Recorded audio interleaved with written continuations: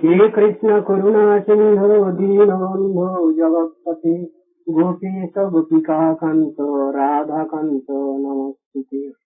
तप्त कांचन गौरंगी राधे वृंदावनेश्वरी वृषभानुसुते देवी प्रणमामि हरिप्रिये।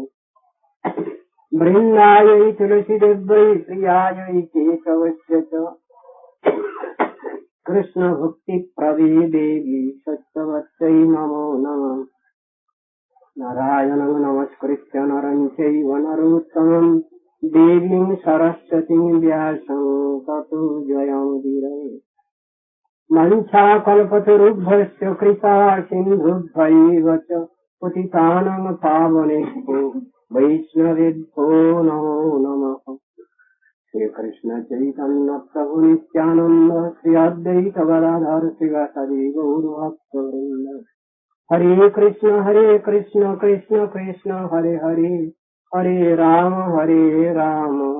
राम राम हरे हरे। গতকাল আমরা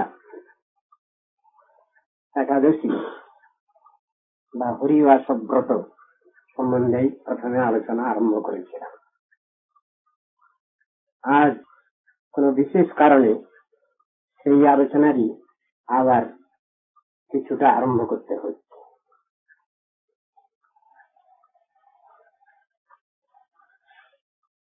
সাথে যে বিধিবিধান আছে সাধন ভজন করবার জন্য, ভগবানকে পাওয়ার যে উপায়, যার অপর নাম ভক্তাঙ্গ, 64 প্রকার বলে বর্ণিত হয়েছে। 64 প্রকার ভক্তাঙ্গ যাজনের ক্ষেত্রে হরিবাসর ব্রত পালন একটা বিশেষ অঙ্গ। এই প্রসঙ্গে কিছু আলোচনা করা আবশ্যক। শাস্ত্রে বিধি নিষেধের মধ্যে রয়েছে একাদশ্যাং নিরাহার, একাদশী তিথি নিরম্ব উপবাস যারা করবেন তারা অধিক ফল পাবেন। শাস্ত্র আবার বিবেচনা করছেন যদি কারো কিছু অসুবিধা হয়ে পড়ে তখন তাদের জন্য কিছু অনুকল্পের ব্যবস্থা দেওয়া হলো। তার ক্ষেত্রে ফলমূল গদ্যাদি কিছু গ্রহণের উপদেশ আছে, তাতে উপবাস নষ্ট হয় না। আর পাশাপাশি শাস্ত্র জানিয়ে দিচ্ছেন উপবাসস্থ লঙ্ঘনে, কেবল উপবাস করলেই ব্রত পালন হবে না। কেন? ব্রত পালন করতে গেলে তার বিশেষ বিধি, সেই দিনে ভগবত সেবা বেশি করতে হবে, সেই দিনে ভগবানের নাম বেশি গ্রহণ করতে হবে, সেই দিনে শাস্ত্রগ্রন্থ বিশেষ করে আলোচনা করতে হবে, এই নির্দেশ রয়েছে। তাহলে উপবাস কাকে বলবো? কেবল লঙ্ঘন দিলেই, উপবাস করলেই যদি ব্রত পালন না হলো, বিশেষ বিধি সেখানে ভগবানের চিন্তা ভাবনাটা বিশেষ করে রাখতে হবে ওই দিন, অন্য দিনের তুলনায়। উপবাস নষ্ট হয় কিসে? এই প্রশ্ন পাশাপাশি হয়েছে, তার উত্তর শাস্ত্রে দেওয়া হয়েছে। উপবাসের দিনে কেউ যদি বারবার করে জল খেতে থাকেন তাহলে উপবাস নষ্ট হয়। অসকৃত জলপানাচ্চ সকৃত তাম্বুল ভক্ষণা। উপবাসের দিনে যদি একবারও কেউ ভুল করেও গুয়া পান খেয়ে ফেলেন তাহলে উপবাস নষ্ট হয়। দিবাস সাপাচ্য চৈতন্যের উপবাসও বিনশ্যতি। দিনের বেলায় যদি কেউ ঘুমান, ভগবত ইতর বিষয়ে যদি সময় নষ্ট করেন তাহলে উপবাস নষ্ট হয়। আর শাস্ত্রের বলার উদ্দেশ্য হচ্ছে ওই দিনটা যেন বেশ সুন্দরভাবে যেন অতিবাহিত হয়। তো সুন্দরভাবে কিভাবে অতিবাহিত হয়? সুন্দরভাবে বললে মানেটা কি হবে? ভগবানের নাম সংকীর্তনে, ঈশ্বরের চিন্তা ভাবনায়, ধ্যান ধারণায় ও দিনটা অতিবাহিত হবে। এই শাস্ত্র বলছে। উপবাস ব্রত পালন করতে গিয়ে অনেকেই দেখা যায় বৃজবাদী, জব, গম, জোয়ার, ভুট্টা, মকই, রবিশস্য, দ্বিদল এসব জিনিসও গ্রহণ করেন, কিন্তু শাস্ত্রে এসব ব্যবস্থা কোথাও লিপিবদ্ধ হয়নি। এগুলো নিজেদের প্রয়োজন বোধে স্বার্থানুসারে এসব জিনিসগুলো সমাজে চালু হয়েছে। শাস্ত্রীয় বিধিবিধান এর পিছনে নাই। শাস্ত্রে যেমন বিধি যেমন দেওয়া আছে সেইভাবে পালন করলেই তার ফল লাভ। সব শাস্ত্রে বলা হলো। জিনিসগুলো কোথায় পাবো আমরা? গ্রন্থ বাজারে পাওয়া যায়, আমি কিনে নিলাম, আলোচনা করতে লাগলাম, কিন্তু সবটা আমার বোধগম্য হচ্ছে না, বুঝতে পারছি না সবটা। বুঝিয়ে দেওয়ার একজন লোক চাই, যার নাম শিক্ষক শিক্ষিকা, তাহলে আমি সবটা বুঝতে পারছি। শাস্ত্রজ্ঞান থাকতে পারে অনেকে, তার সাধন ভজন বল যদি না থাকে তাহলে তিনি কি করবেন? পণ্ডিত হয়ে যায়। লক্ষণ আর মুখ্য লক্ষণ দুটো নিয়ে শাস্ত্রে বিচার করা হয়েছে। সেই জিনিসটাই আমাদের আলোচনার বিষয়। আমি কিছু জানি না, বুঝি না, সুতরাং যিনি কিছু জানেন বোঝেন তার কাছে আমাকে যেতে হয়, এগোতে হয়। এই কথা আমাদের সনাতন শাস্ত্রে বিশেষভাবে বর্ণিত হয়েছে। ধর্মের প্রথম কথাই বলা হলো, তুমি যদি কিছু না জানো, না বোঝো, তাহলে শিখতে গেলে, জানতে গেলে, বুঝতে গেলে তোমাকে এমন একজনের কাছে যেতে হবে যেখানে গেলে তুমি সব তোমার প্রশ্নের মীমাংসা পাবে। তোমার যত প্রশ্ন আছে, যত সংশয় আছে, সবটাই মীমাংসা হবে। সেই তত্ত্বদর্শনকে বলেছেন গুরুতত্ত্ব। উপনিষদে সব জায়গায় প্রথমেই বলা হলো সগুরু এবাবিগাচ্ছে, সাধুর কাছে যাও, গিয়ে তোমার প্রশ্ন রাখো, তোমার যে জিজ্ঞাসা সদুত্তর পেয়ে যাবে।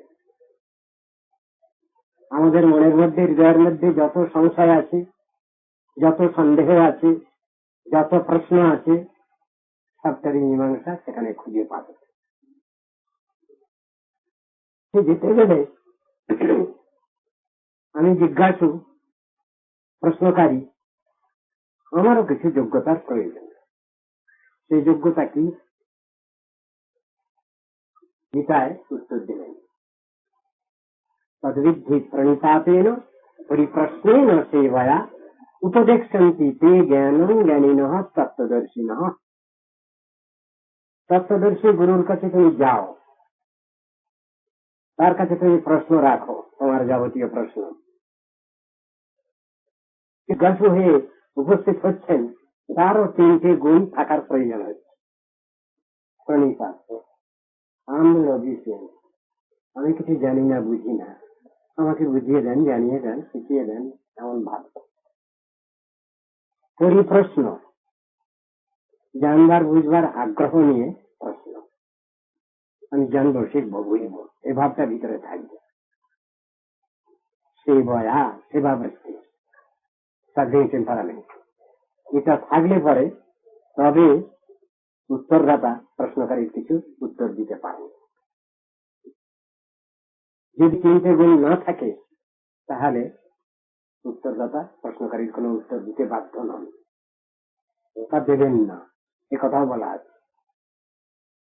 জিজ্ঞাসিত না হয়ে কোনো কিছু বক্তব্য রাখা আইন বিরুদ্ধ, শাস্ত্রে বলা আছে, আউট অফ এটিকেট বলা আছে।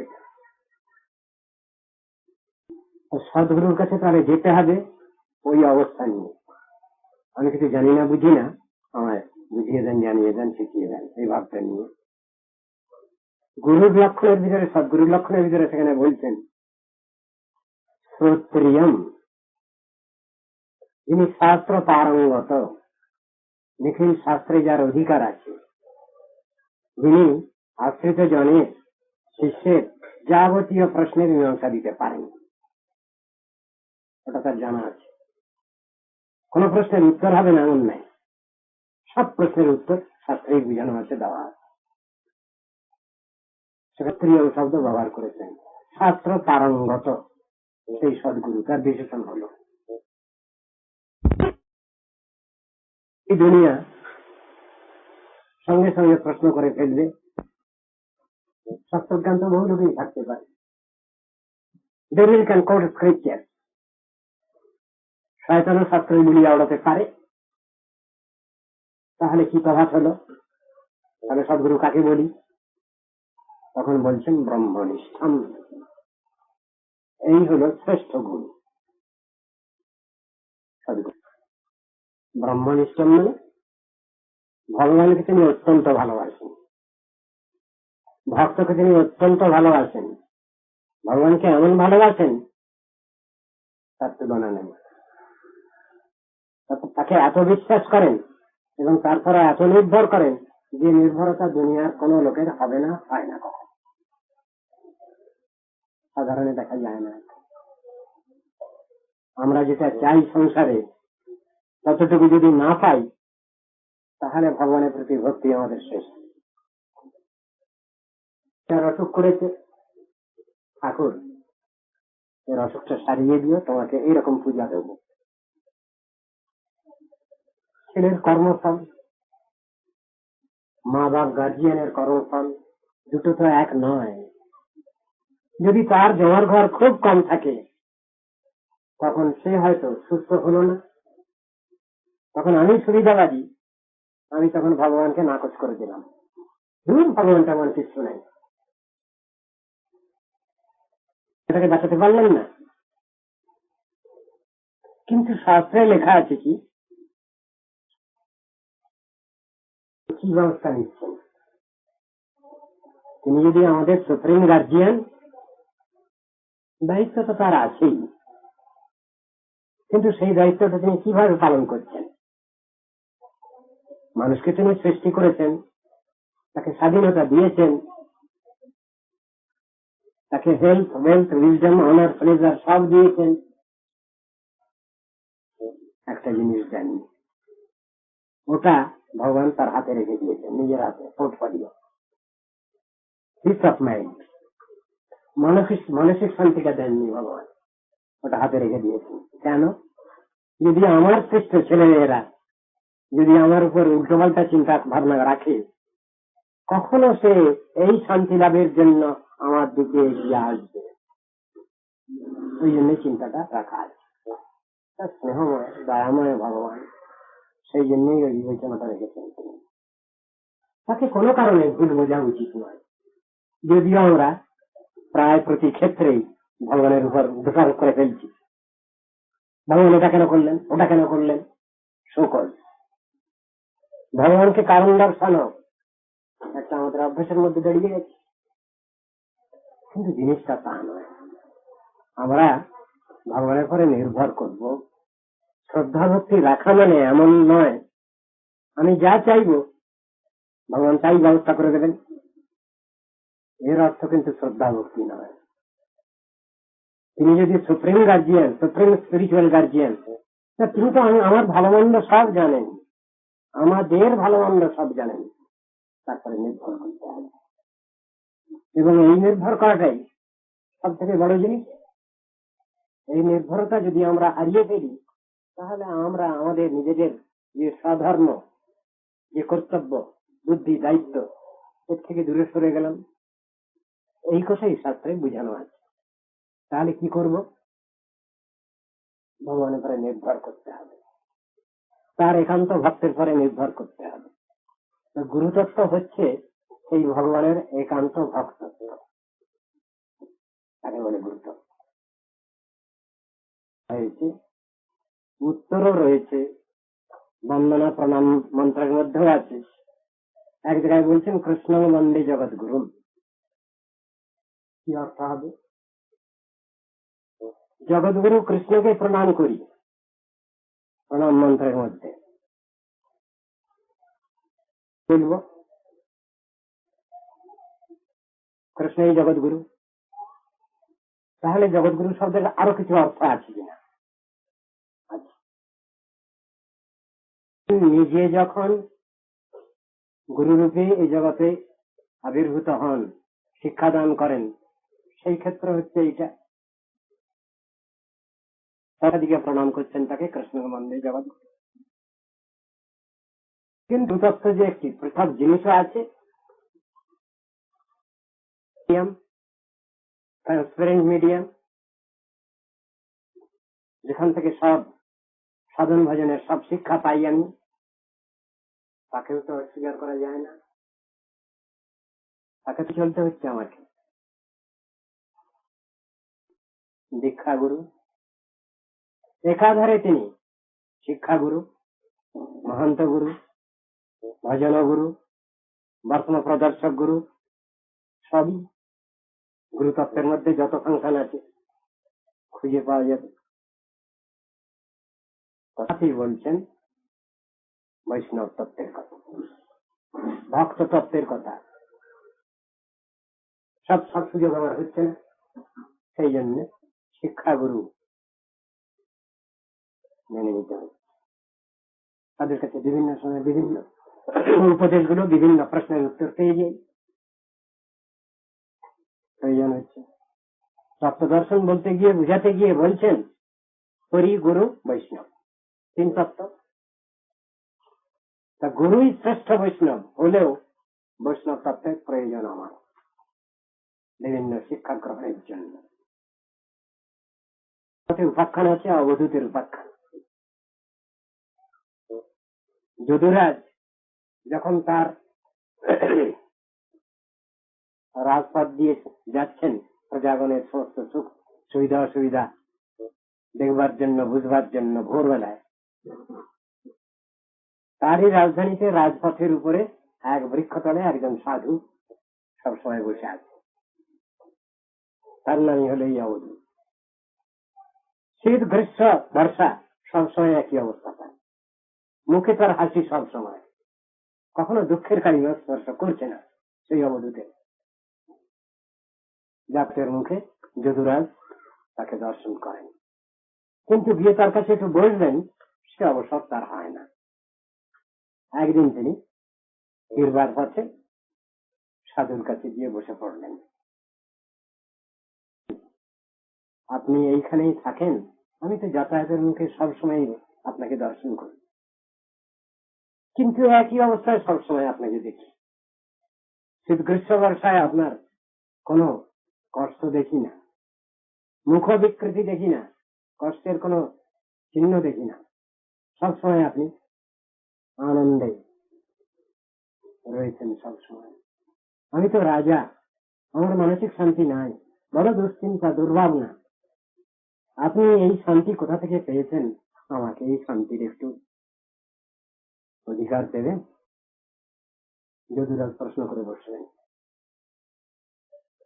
অবধূত তখন বলছেন, আমার 24 জন শিক্ষাগুরু আছেন, তাদের কাছ থেকে যে শিক্ষা আমি পেয়েছি আমি আমার জীবনে সেই শিক্ষা অভ্যাস করি, তাতেই আমার এই মানসিক শান্তি।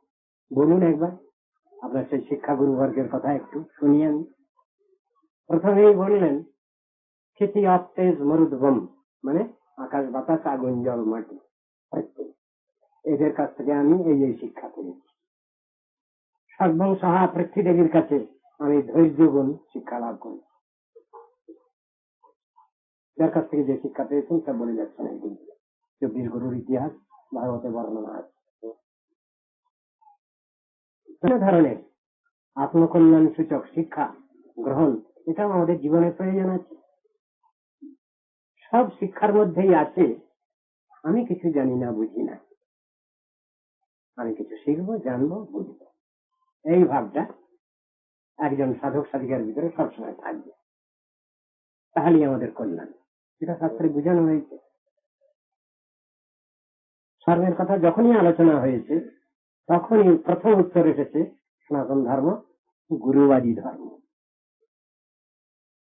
কোন সাধারণ মানুষ বলছেন না, স্বয়ং ভগবান উপদেশ করেছেন গুরু রূপে, ভগবত স্বরূপে তিনি শাস্ত্রে সব নির্দেশ দিয়েছেন।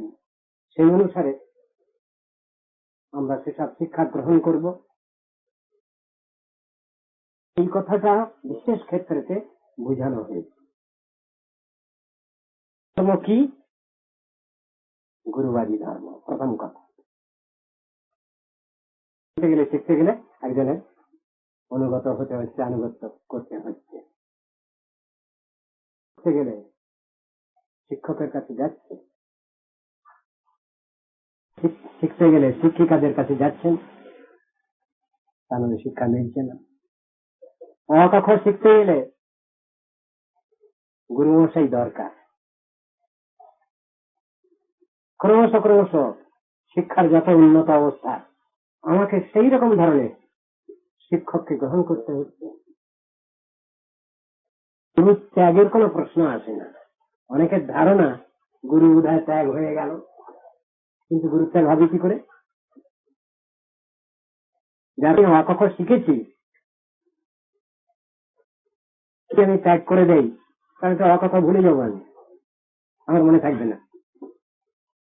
সুতরাং গুরু ত্যাগ হয় না। আমার অধিকার অনুসারে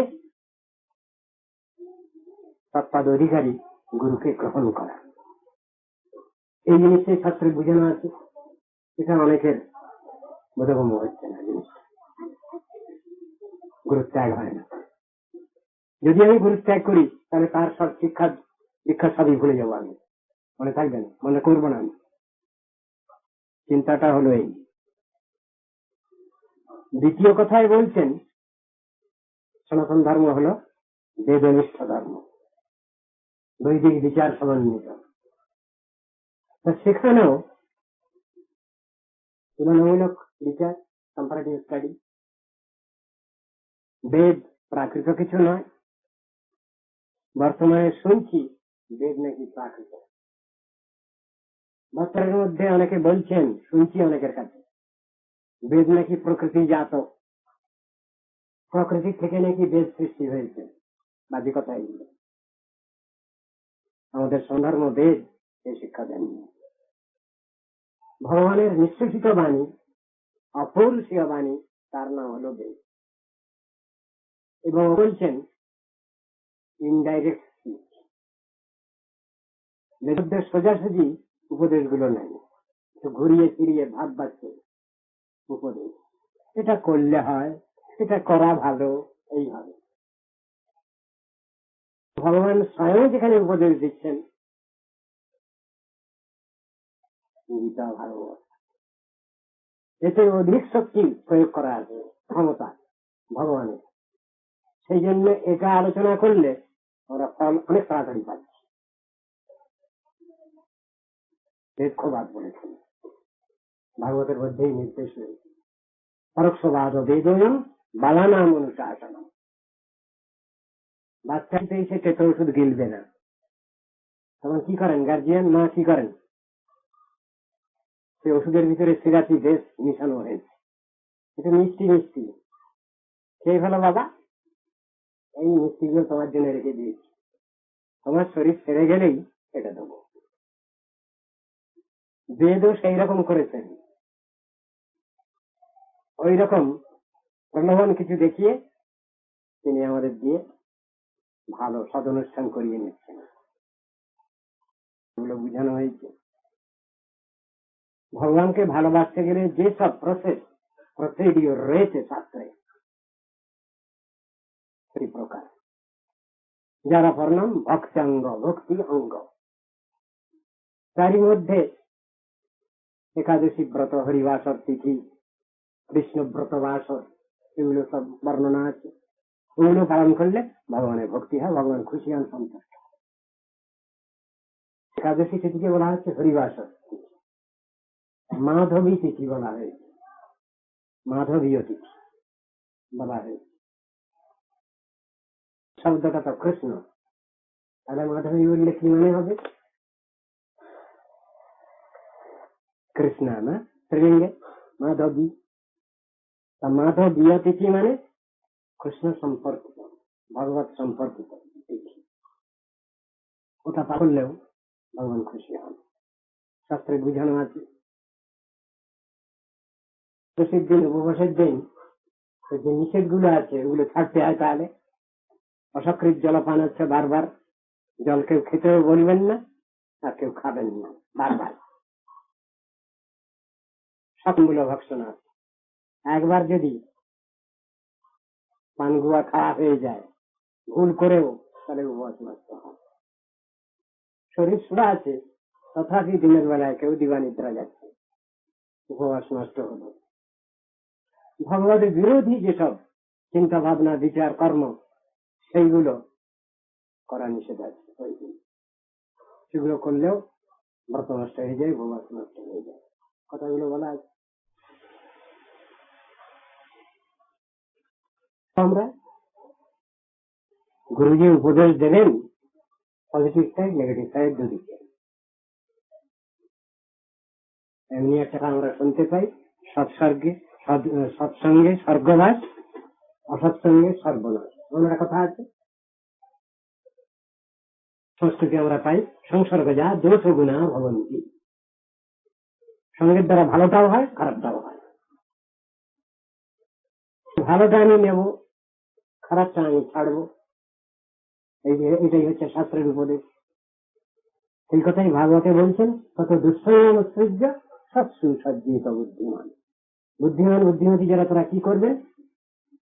ভগবতের বিরোধী যে ভাব সেটাকে বর্জন করবেন সর্বতভাবে। কিন্তু সেই উপদেশ দুই ভাগে, একটা মুখ্য গৌণ, একটাকে ছাড়াও, একটাকে গ্রহণ করো। অন্যায়টাকে ছাড়ো, সদ্ভাবটাকে গ্রহণ করো। এই শিক্ষা রয়েছে এখানে। সংসারে আমরা সবাই মায়া মুগ্ধ এটার ফল বলা হচ্ছে, বদ্ধ জীব। পাওয়া যাচ্ছে আত্মা অজর অমর, নাই মৃত্যু নাই। সংসারে কে জন্মগ্রহণ করছে? জড় শরীরের উৎপত্তি, জড় শরীরের বিনাশ। যখন জড় শরীরে প্রবেশ করছে তখন বলা হলো জন্ম। আর জীবাত্মা যখন দেহ থেকে নিষ্ক্রান্ত হচ্ছেন তখন বলা হলো মৃত্যু। কিন্তু জন্ম মৃত্যু আত্মার নাম, এ কথা বলছেন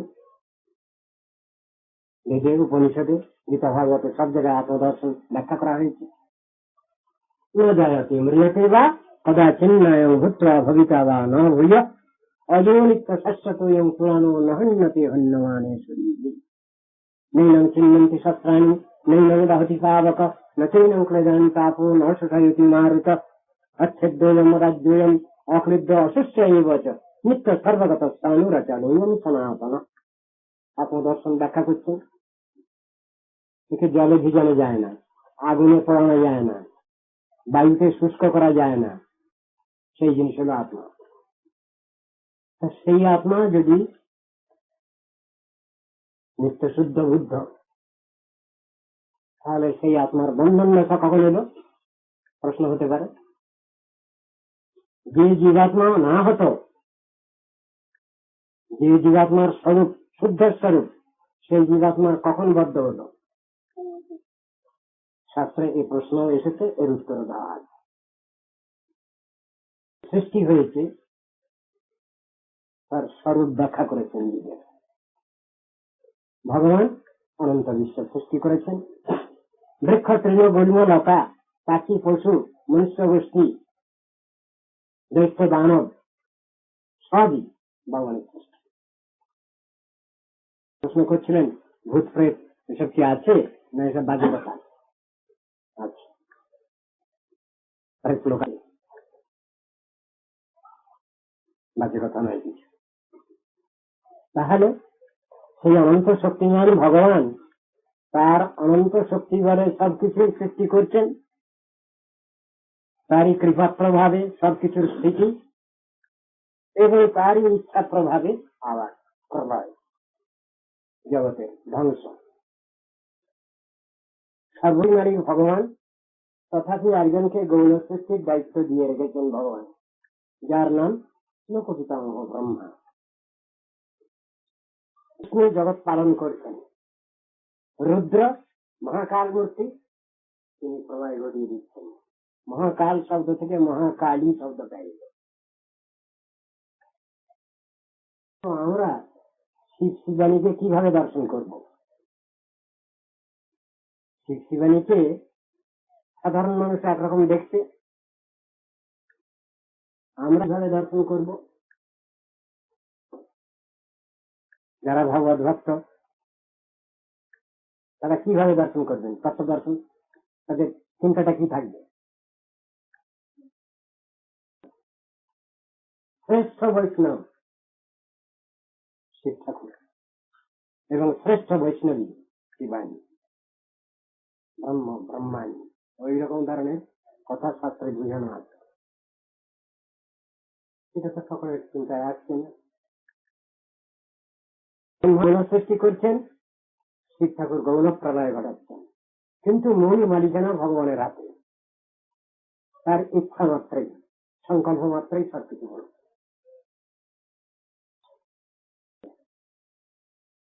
অবভয়ে বায়ু বয়, চন্দ্র সূর্য সমুদয় শস্য নিয়মিত কার্য করে, তুমি তো পরমেশ্বর পরব্রহ্ম পরাৎপর অববাস ভকত অন্তরে। ইচ্ছানুসারে গৌণ সৃষ্টি চালিয়ে যাচ্ছেন শিব ঠাকুর, তারই ইচ্ছানুসারে প্রলয় ঘটিয়ে যাচ্ছেন। মায়া দেবী, দুর্গা দেবী তারই ইচ্ছানুসারে এই কারাগার, শ্রেষ্ঠ কারাগারে বদ্ধ জীবগণকে শাসন করছেন। দেবগণকে বলা আছে উপাস্য কি? তাহলে এখানে উপাস্য নির্ণয়ের কথা এসেছে। আমি কাকে ডাকবো, কাকে ভজবো, আর কাকে ডাকলে, কার আশ্রয় গ্রহণ করলে আমি সব থেকে বেশি সুবিধা পাবো, অল্প সময়ে সব থেকে বেশি সুবিধা আমার দরকার, সেটা প্রশ্ন করা আছে শাস্ত্রে। কি করবো তাহলে? বাবা, শাস্ত্র তিন রকমের, আপনারা শুনে থাকবেন, সাত্বিক, রাজসিক, তামসিক, তিন রকমের শাস্ত্র। কোনটা কোনটা শ্রেষ্ঠ এটা নিশ্চয়ই কাউকে বলে দিতে হবে না। তামসিক ভাব সব থেকে খারাপ, সব থেকে একটু উপরে রাজসিক, তারপরে সাত্বিক ভাব। কিন্তু এই তিনটে গুণই সৃষ্টি করেছেন মহামায়া, তারই সৃষ্ট। গীতার মধ্যে নিশ্চয়ই প্রমাণ পাওয়া গেছে, ত্রিভিদ গুণময়ের ভাব ওই রেজি সর্ববিধমে জগৎ মোহিতম নাভি জানাতি মামেক বা পরমভয়। মধ্যে আমরা বুঝে উঠতে পারছি না, কিন্তু এই তিনটে গুণই হলো দেবী মহামায়া, কিন্তু এই তিন গুণের মধ্যে নাই, এই তিন গুণের অতীত, গুণাতীত, লোকাতীত, ত্রিগুণাতীত, হরিহী নির্গুণ সাক্ষাৎ পুরুষ প্রকৃতির পরা, কথা বলছেন ভাগবত। নির্গুণ, নির্গুণ মানে কি বলবো? কোন গুণ নেই, সর্বগুণে গুণান্বিত তত্ত্ব ভগবান। নির্গুণ কেন বলছি? প্রাকৃত গুণ নয়, পরন্তু অপ্রাকৃত গুণবান, অপ্রাকৃত রূপবান, অপ্রাকৃত লীলাপরায়ণ, এসব কথাগুলো বুঝানো আছে। নির্গুণ মানে কোনো গুণ নেই তা না, নিঃশক্তি মানে কোনো শক্তি নেই তা না, প্রাকৃত শক্তি না, অপ্রাকৃত শক্তি মালিক তিনি। বলছেন কি ব্রহ্মাজি স্তব করেছেন ধর্ম সংহিতায়, শ্লোকের মধ্যেও রয়েছে এক জায়গায়, ঈশ্বর পরমকৃষ্ণ সচ্চিদানন্দ বিগ্রহ অনাদিরাদি গোবিন্দ সর্বকারণ কারণম। তত্ত্ব দর্শনটা বুঝানো হয়েছে। সেই তত্ত্ববস্তু হচ্ছেন সর্বশক্তিমান ভগবান, আশ্রিত জনপালক ভগবান, বাঞ্ছা কল্পতরু ভগবান, ভক্ত প্রাণধন ভগবান। কথা শাস্ত্রে বুঝানো হয়েছে। গেলে আমি সব ব্যবস্থায় এক জায়গায় পেয়ে যাই। যাকে ডাকলে, যাকে আরাধনা করলে তার ভজন করাটাই তো বুদ্ধিমত্তা। তা করছি না কেন? এর ভিতরে একটা কথা এসেছিল, আমার মনে হচ্ছে, মনে পড়ছে, কোন দেবদেবীরা মুক্তি দিতে পারেন না। কথাটা খুবই সত্য কথা। কোন দেবদেবীরা মুক্তি কখনো দিতে পারেননি, দিতে পারেন না। কথা সত্য। যার কাছে কোন দেবদেবীর কাছে যাওয়া যাচ্ছে, তখনই বলে দিচ্ছেন, ও পোস্ট দিয়ে আমাদের হাতে নেই। আমি সেই উত্তর, মানে তাহলে কোথায় যাব? আমার যে মুক্তির দরকার, মুক্তি প্রদাতা সর্বেশম বিষ্ণুরে বন সংশয় কৃষ্ণই বন সংশয় বলে নিয়ে বসে আছে। এই মুক্তি যখন ভগবান ভক্তকে দিতে চাচ্ছেন, দিয়মানগৃহ্ণন্তি বিনামত শ্রীবনঙ্গন, কৃষ্ণ বলছেন দুঃখ করে, আরে আমি আমার ভক্তকে মুক্তি দিতে চাচ্ছি, কিন্তু আমার ভক্ত বলছে না না না, আমার দরকার নেই, দরকার নেই। কেন দরকার নেই? কেন বলছেন? মুক্তি পেলে পরে আমি তোমাকে ভুলে যেতে পারি, সুতরাং আমি ও সব ছেড়ে দিতে পারি, আমি তোমাকে থাকতে পারি। এই জন্য ভক্তের নির্ভরতা, জিনিস ছেড়ে দিতে পারেন, ভগবানকে ছাড়তে পারেন না। এবং এইটাই হল শ্রেষ্ঠ ভক্তের লক্ষণ। তিনটি অধিকারের কথা শাস্ত্রে রয়েছে। সাধক সাধিকার ক্ষেত্রে তিনটি অধিকার কি? কনিষ্ঠাধিকার, মধ্যমাধিকার, উত্তমাধিকার। কনিষ্ঠ ভক্ত যিনি, তিনি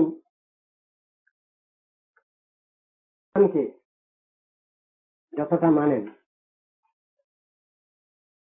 ততটা মানতে পারেন। বিচার হচ্ছে, ভক্তকে যদি আমি না মানি প্রথমে, তাহলে ভগবানকে পাওয়া যায় না, ভগবত কৃপা পাওয়া যায় না। একথা বুঝানো আছে। করছি কোন উপরওয়ালা অফিসারের কাছে,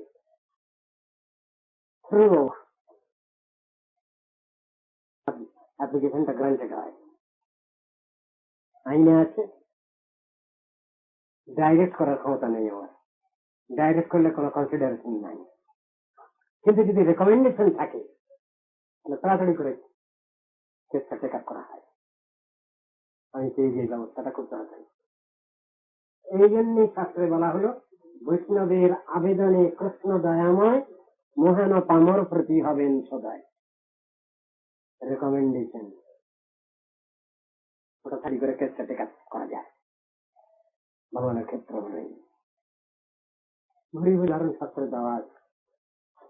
ভগবান আগে ব্যবস্থা নিচ্ছেন না কোন ভক্ত সম্বন্ধে, আগে তার ভক্তকে পাঠাচ্ছেন, একান্ত ভক্তকে, সদ্গুরুকে, যা ওকে মন্ত্র দিয়েছ। কেসটা ওই রকম, আরো অনেকের কেস আছে। কঠোর তপস্যা করছিলেন ধ্রুব, কিন্তু নারদ ঋষিকে দেখে বললেন, তুমি এত লোকের কল্যাণ চিন্তা করো, একটা ছেলে তো কেনে কেনে সারা হয়ে গেল, তার দিকে তোমার একটু নজর নাই কেন? নারদ ঋষি বললেন, কি বলো না তুমি, সোজাসুজি বলো না কথাটা। ধ্রুব ও তা গেলে, ধ্রুব যেখানে তপস্যা করছিলেন কোন জায়গায়? মথুরার অন্তর্গত মধুবন, যার অপর নাম মাহুরি। আজও সেই স্থান রয়েছে ধ্রুব টিলা, ধ্রুব যেখানে তপস্যা করেছেন। নারদ ঋষি গেছেন, তাকে দ্বাদশাক্ষর মন্ত্র দিয়েছেন, শাস্ত্রে বর্ণনা আছে, শুনে নিতে পারো তোমরা। ওম নমো ভগবতে বাসুদেবায়, এই মন্ত্র দিয়েছিলেন। এই মন্ত্র সাধন করো, এই মন্ত্র সাধন করতে করতে তোমার সিদ্ধি নেমে আসবে, অর্থাৎ পদ্মপলাশলোচন শ্রীহরির দর্শন পাবে। ঘটনা তাই হয়েছিল। তাকে ভগবান তো আগে এলেন না, আগে গুরুকে পাঠিয়েছেন, তিনি মন্ত্র দান করেছেন। সেই মন্ত্রের সাধন করতে করতে পরব্রহ্ম ভগবান এসে হাজির হয়েছেন তার কাছে। এর মধ্যে রয়েছে ভগবত কৃপা লাভের ব্যাপারে রেকমেন্ডেশনটা খুব জরুরি। গুরু বৈষ্ণব রেকমেন্ডেশন থাকলে পরে খুব তাড়াতাড়ি কেসটা ভগবান টেক আপ করেন, রয়েছে ইতিহাস। কাকে ছাড়ি কাকে রাখি আমি, সিস্টেমটাকে গোটাকেই মানতে হচ্ছে। তো আমি যদি গুরুকে না মানি, বৈষ্ণবকে না মানি, তাহলে ভগবানকে মানা হলো না। সিমিলারলি আবার ভগবানকে বাদ দিয়ে বসলাম। এই এক বিচার সমাজে চলছে আজকাল, গুরুবাদী সম্প্রদায়। ভগবান তখন কিছু মানে না, গুরুই সব। আরে গুরু তো নিজে ভগবান নন, তিনি তো এই শিক্ষা কখনো দিচ্ছেন না। তিনি শিক্ষা দেবেন আমার উপাস্যদের ভগবান, তোমার উপাস্যদের ভগবান, নিখিল বিশ্বের সব জীবাত্মার উপাস্যদের ভগবান। এই তো হলো সদ্গুরুর উপদেশ। প্রশ্ন জগতের লোক পাচ্ছে না। গুরু কখনো কি ভগবানের আসন দখল করবেন? এটা কি সম্ভব? সদ্গুরুকে এরকম শিক্ষা কখনোই দেবেন না। গুরু কি বলবেন আমার পূজা কর, ভগবান কিচ্ছু নেই, ভগবানের কিছু দরকার নেই, তার দেবতা। সদ্গুরু কখনোই এটা বলতে পারবেন না।